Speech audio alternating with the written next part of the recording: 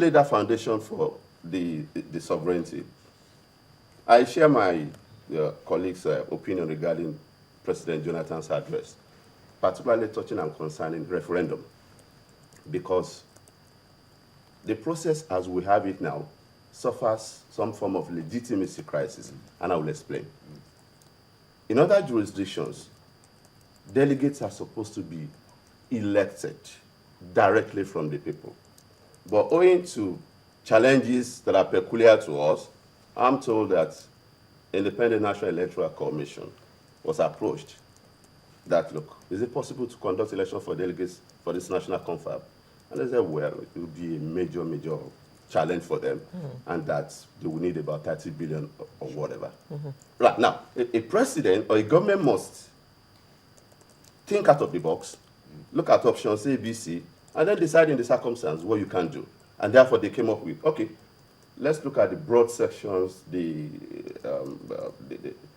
stakeholders in Nigeria, and then see how we can select from them, either by consensus or otherwise. Now, that's an incurable defect. You have not been elected.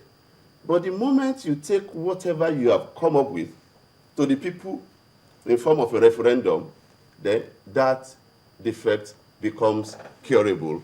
You have a mandate because the people will ratify what you have done, what you have taken to them. So that's why I am glad that the National Assembly has agreed to make a provision for referendum during the ongoing constitution amendment process. That's fine. Let me go back to Mr. Tijani. Now, the president said, and I quote, "The time has come to stop seeing Nigeria as a country of many groups and regions." That, to some people, is almost like impossible.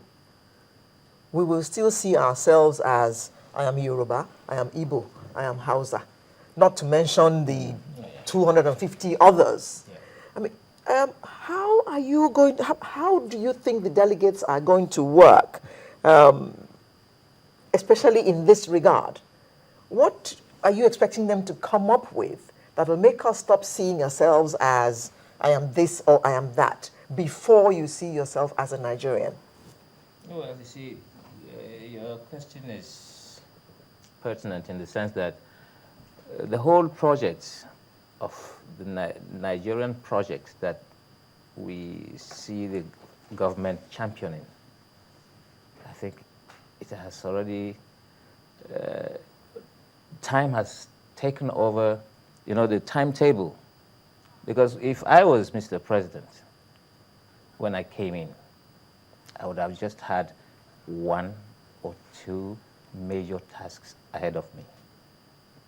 I would have had a plan. What is that plan? What is the priorities that I have to set up to get Nigeria back on track? Then you are talking about these nationalities that make up the country. Some school of thoughts always dwell in that. You will find out somebody will say, I am first a Hausa man, I'm first a Fulani man, I'm first a Ijebu man, before I am Ogun State man, before I am a Nigerian. You see, these situations are all in the mindset. What does it take for a president to sit up and think about the identity crisis of the people who call themselves Nigerians? Take that as your first assignment. Get the Nigerians to accept an identity of being Nigerian first. The orientations that you put in place to achieve that will now set the ball rolling for other sectors of the country to now start thinking inwards. If I were to take you up on the issue of identity, is there any part of Nigeria that feels like they're not part of Nigeria? Almost everybody, every sector feels marginalized, one. No, marginalization yes, when is you are different marginalized, now you start feeling outside that body. Now we have seen expressions. Now, for example, now take a look at the Boko Haram now that is having its fun. Who are you going to hold on to say Boko Haram is your own baby? In the north, you cannot pin anybody and force him to pick up that baby. because they don't know who or where they are. But that's But an you see, but interesting the psychic of the example. Nigerian state and even outside the country is that the northerners have to take the blame for it. Fine, but in what kind of thinking are you even apportioning that blame?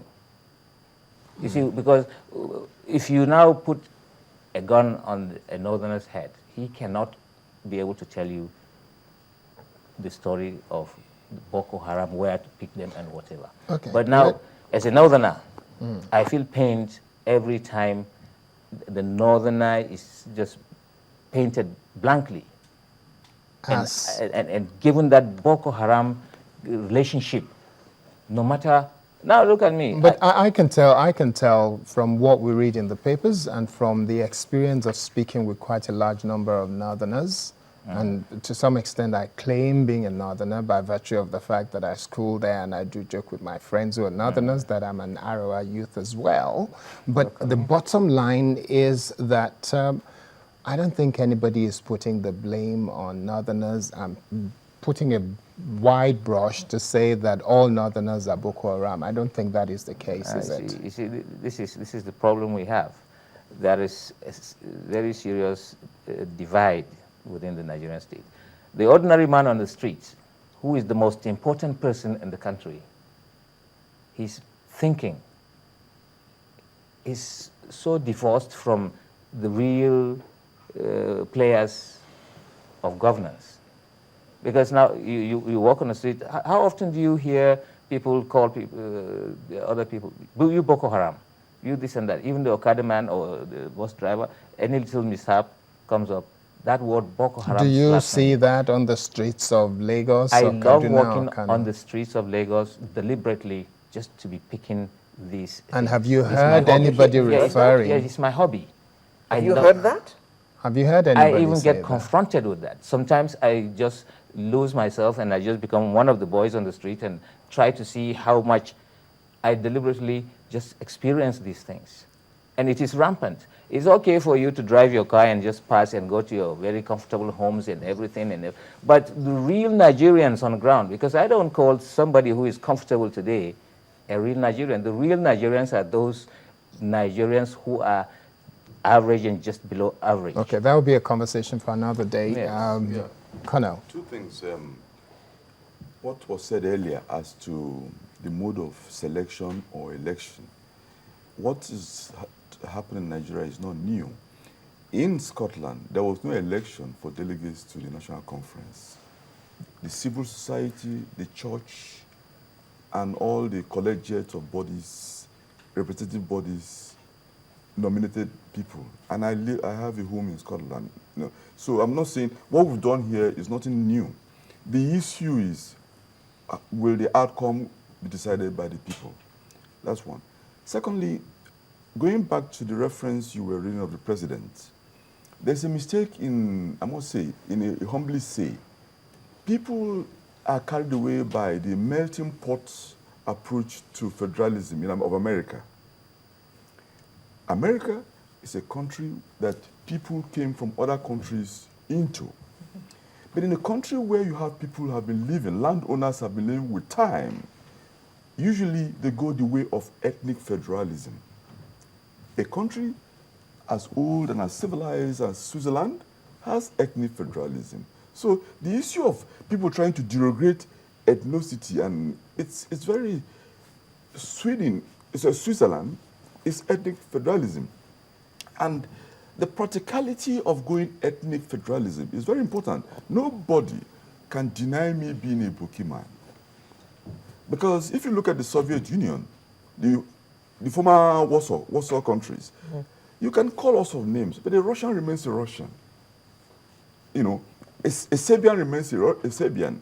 So a Yoruba man remains a Yoruba man. It's very critical. Let us not be pretending. You see, Ethiopia did that for a long time. When Ethiopia, if you remember, Ethiopia was so poor that even they had to do, musicians have to sing to feed the Ethiopians. But when Ethiopians got to grips as to the reality of what they are and went for ethnic federalism, Ethiopia is now the third